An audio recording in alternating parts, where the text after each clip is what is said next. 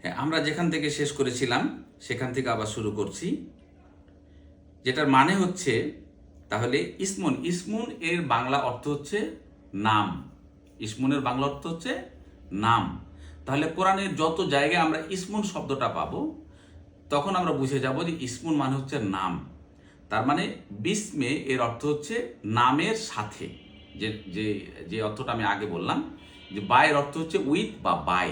এই যে বা যে শব্দটা, বা যে এটার অর্থ হচ্ছে উইথ বা বাই যখন কোনো নাউনের পূর্বে বসে। তার মানে হচ্ছে বিসমে এর অর্থ হচ্ছে নামের সাথে। কার নামের সাথে? বিসমিল্লাহ। আল্লাহ, আল্লাহর অর্থ তো আমরা সবাই জানি, আল্লাহ আল্লাহ। তার মানে আল্লাহর নামের সাথে। কোন আল্লাহ? আর রহমান আর রহিম। আর রহমান আর রহিম দুইটা কাছাকাছি প্যারালাল ওয়ার্ড, সিমিলার অর্থবোধক, যেটাকে আমরা সিনোনিম, ইংলিশে আমরা সিনোনিম বলি। তার মানে দুইটার অর্থ একদম কাছাকাছি। আর রহমান আমরা এটা বাংলাতেই অনেকে ব্যবহার করে থাকি, বাংলার মতো আমরা ব্যবহার করে থাকি। রহিম এই কথাটা আমরা বাংলার মতো ব্যবহার করে থাকি, যার অর্থ হচ্ছে করুণাময়, দয়াশীল। করুণাময়, দয়াশীল। তাহলে পবিত্র কোরআনের যত জায়গায় আর রহমান শব্দটা ব্যবহার হবে, যেমন সূরা আর রহমান যখন পড়ি তখন আমরা প্রথমেই বলি আর রহমান। তার মানে আমি বুঝে গেলাম আর রহমান মানে সেই রহমান যেটা আমরা প্রথমে বিসমিল্লাহির রহমানির রহিমে আমরা শিখেছি। আর রহমান মানে দয়াময় বা দয়াশীল। আমরা যখন যেহেতু আমরা প্রথমে এটা শিখে গেছি, তার মানে আর রহমান আর রহিম কোরআনের যত জায়গায় ব্যবহার হবে তার অর্থ হচ্ছে দয়াময়, করুণাময় অথবা দয়াশীল। তাহলে আমরা দেখেন এখানে কয়েকটি শব্দ অলরেডি আমরা শিখে ফেললাম। এই যে বা, এই শব্দটা কারণ অনেক জায়গায় যখন আপনারা তেলাওয়াত করবেন দেখবেন অনেক নাউনের পূর্বে বা শব্দটা ব্যবহার হবে, তখন আমরা বুঝে যাব যে ওই শব্দটার অর্থ হচ্ছে দ্বারা অথবা সাথে। তার মানে বিসমিল্লাহ, আল্লাহর সাথে, আল্লাহর নামের সাথে, আল্লাহর নামের সাথে। কোন আল্লাহর নামের সাথে? যিনি মহান, করুণাময় এবং দয়াশীল। তাহলে বিসমিল্লাহির রহমানির রহিম এই শব্দটির অর্থ, এই বাক্যটির অর্থ হচ্ছে মহা করুণাময়, দয়াশীল আল্লাহ তাআলার নামের সাথে শুরু করলাম, শেষ। তার মানে এই ধরনের সেন্টেন্স বা ওয়ার্ড যখন কোরআনের ভিতরে আসবে, ঠিক আপনি এই শব্দটি বা এই বাক্যটি যখন আপনি ভালো করে বুঝে গেলেন, তখন এই ধরনের বাক্য বা শব্দ যখন ভিতরে আসবে তখন অটোমেটিক্যালি কিন্তু আপনি সেই শব্দের অর্থগুলা বা বাক্যের অর্থগুলো আপনি করতে পারবেন। আসেন আমরা সেই সূরা ফাতিহার প্রথম আয়াতটা আমরা পড়ি। আলহামদুলিল্লাহি রাব্বিল আলামিন। আজকে আমি এই আয়াতটির অর্থ করেই আজকের পর্ব শেষ করব। আলহামদুলিল্লাহি রাব্বিল আলামিন। আলহামদু, আলহামদু এই শব্দটাও পবিত্র কোরআনের ভিতরে অসংখ্য জায়গায় আপনারা পাবেন। হামদান, হামদান কাথিরান অথবা হামদুন, হামদান, এই বিভিন্নভাবে আলহামদু এই শব্দটা আপনারা পাবেন।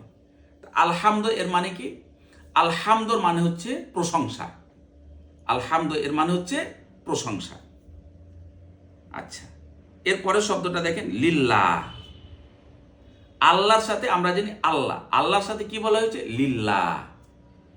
এই যে লিল্লাহ, আল্লাহর আগে যে লাম, এই লামটাও এর আগে আমরা যেমন বাটার ক্ষেত্রে ব্যবহার বলেছি যেটা প্রিপোজিশন, ঠিক এই লামটাও একটা প্রিপোজিশন, যেটা ইংলিশে যেটার অর্থ হচ্ছে ফর। ইংলিশে যেটাকে বলে ফর, বাংলায় যেটা বলে জন্য। বাংলায় ফরের অর্থ জন্য, এটা তো আমরা সব ভালোভাবে জানি। তাহলে যে লিল্লাহ, লির রাসূল, এই ধরনের লা দিয়ে যত এই প্রথমে লি, এইভাবে যখন আপনার কোনো শব্দের সাথে অ্যাড হবে এই লিটা, এই লামটা, তখনই বুঝবেন যে এটার অর্থ দাঁড়িয়ে যাবে জন্য। নর্মালি এরকমই হবে। তাহলে এখন আমরা ধরি যে আলহামদু, তাহলে প্রশংসা লিল্লাহ, তাহলে আল্লাহর জন্য। আল্লাহর অর্থ আল্লাহ, আল্লামের অর্থ জন্য বললাম, তাহলে কি হলো? প্রশংসা আল্লাহর জন্য। এরপরে কি হচ্ছে? কোন আল্লাহর জন্য? সে আল্লাহর এখানে গুণাবলীগুলো বর্ণনা করে, অ্যাডজেক্টিভগুলো বর্ণনা। কোন আল্লাহর জন্য? যে আল্লাহ রব্বিল আলামিন। রব্বিল আলামিন, রব্বিল আলামিন, রব্বুন এটা আমরা সবাই জানি। রবের অর্থ হচ্ছে কি? প্রতিপালক। রবের অর্থ প্রতিপালক। কিসের প্রতিপালক? আলামিন। এই আলামিন, আলাম, আলামিন এই শব্দগুলো পবিত্রকরণের অনেক জায়গায় আপনারা পাবেন। তার আলামিন অর্থ হচ্ছে সারা বিশ্ব জগৎ। আলামিন অর্থ হচ্ছে বিশ্ব জগৎ। তাহলে পবিত্রকরণে যত জায়গায় আপনারা আলামিন আপনারা পাবেন, অটোমেটিক্যালি আপনারা জেনে যাবেন যে আলামিন অর্থ হচ্ছে বিশ্ব জগৎ, আর রব্বুন মানে প্রতিপালক। তাহলে দেখেন এখন মিলাই নেন, অর্থটা কি সুন্দরভাবে হয়ে যাচ্ছে যে আলহামদুলিল্লাহি রব্বিল আলামিন। আলহামদু প্রশংসা আল্লাহর জন্য। কোন আল্লাহর জন্য? যিনি সমস্ত বিশ্ব জগতের রব বা প্রতিপালক।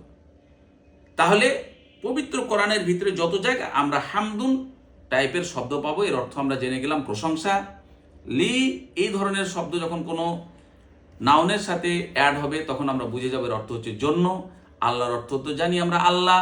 রব্বুন এর অর্থ আমরা জানি প্রতিপালক, এটাও আমরা জানি। আলামিন এর অর্থ আমরা জেনে গেলাম বিশ্বজগৎ। ক্লিয়ার? আচ্ছা, আর একটা আয়াত আমরা পড়েই ফেলি। আর রহমান আর রহিম। দেখেন এই যে বিসমিল্লাহির রহমানির রহিমে যেহেতু আমরা বিসমিল্লাহির রহমানির রহিমের মধ্যেই কিন্তু আমরা আর রহমান এবং আর রহিমের অর্থ কিন্তু আমরা জেনে গেছি। তাহলে দেখেন ওই জায়গাতে যদি আর রহমান এবং রহিমের যেহেতু অর্থ আমি জেনে গেছি, তাহলে এই জায়গাতে আর রহমান আর রহিম এই সেন্টেন্সের বা এই শব্দগুলো বা ওয়ার্ডগুলোর অর্থগুলো আমাদের কাছে খুব ইজি। তাহলে আর রহমান, আবার এখানে কি হচ্ছে, ওই যে আমরা ওই আয়াতে পড়েছি যে সমস্ত প্রশংসা কার জন্য? আল্লাহর জন্য, যে আল্লাহ মহা বিশ্ব জগতের প্রতিপালক। সে আল্লাহ এনাদের যে সেফাত, এনাদের যে কোয়ালিটি, এনাদের যে অ্যাডজেক্টিভগুলো কিন্তু এখানে বর্ণনা করা হয়েছে। এটা হচ্ছে আল্লাহ তাআলার এনাদার অ্যাডজেক্টিভ। সে অ্যাডজেক্টিভটা কি? আর রহমান। সে আল্লাহ শুধু রব্বির, সে আল্লাহ শুধু বিশ্ব প্রতিপালক, বিশ্বের প্রতিপালকই নন, তিনি কি? আর রহমান, তিনি মহা করুণাময়, আর রহিম মহা দয়াশীল। তাহলে দেখেন কত ইজি, আমরা দুইটা এর অর্থ কিন্তু খুব সুন্দরভাবে পেয়ে গেলাম। আমি তৃতীয় আরেকটা আয়াত বলবো। দেখো তৃতীয় আয়াতের অর্থটাও আমরা বলে ফেলি। মালিক ইয়াউমিদ্দিন। মালিক ইয়াউমিদ্দিন। আমি এই আয়াতটির অর্থ বলে আমি শেষ করবো ইনশাআল্লাহ। মালিক, দেখেন এই শব্দটা কিন্তু আমরা বাংলার মতোই আমরা জানি, মালিক মানে মালিক। বাংলাতে আমরা এটুকু কিন্তু আমরা জানি মালিক মানে মালিক। ইয়াউমুন মানে দিন, ইয়াউমুন মানে দিন। এই ইয়াউমুন, মালিক এই শব্দটা কোরআনের ভিতরে অসংখ্য জায়গায় আপনারা পাবেন। তাহলে মালিক মানে মালিক আমরা শিখে গেলাম। ইয়াউমুন মানে দিন, ইয়াউমুন মানে দিন। আর হচ্ছে কি আদ-দিন, মালিক ইয়াউমিদ দিন। আর এই যে আদ-দিন, এই আদ-দিন এর অর্থ হচ্ছে এখানে দিনের যদিও এনাদার অর্থ হচ্ছে ধর্ম, এখানে আদ-দিন হচ্ছে দিনের অর্থ হচ্ছে প্রতিদান দেওয়া। তো প্রতিদান দেওয়া, তাহলে মালিকে ইয়াউমিদ দিন, তাহলে প্রতিদান দিবসের মালিক। যেদিন আমাদেরকে কি দেওয়া হবে? প্রতিদান দেওয়া হবে। আমরা ভালো কাজ করলে ভালো প্রতিদান দেওয়া হবে। সেই কিয়ামত দিবসের কথা বলা হচ্ছে, যে সেই কিয়ামত দিবসের মালিক, সেই কিয়ামত দিবসের মালিক আল্লাহ তাআলার। এটা আল্লাহ তাআলার অ্যানাদার অ্যাডজেক্টিভ। তাইলে আমরা আল্লাহর অ্যাডজেক্টিভগুলোর মধ্যে প্রথমটা পেলাম কি? রব্বিল আলামিন। এরপরে পেলাম কি? আর রহমান আর রহিম। এরপরে আরেকটা পেলাম মালিকে ইয়াউমিদ দিন। মালিকে ইয়াউমিদ দিন, মালিকে মালিক, মালিক মানে মালিক, ইয়াউমুন মানে দিন, আর আদ দিন এর অর্থ হচ্ছে প্রতিদান দেওয়া। তাহলে প্রতিদান দেওয়া দিবসের মালিক।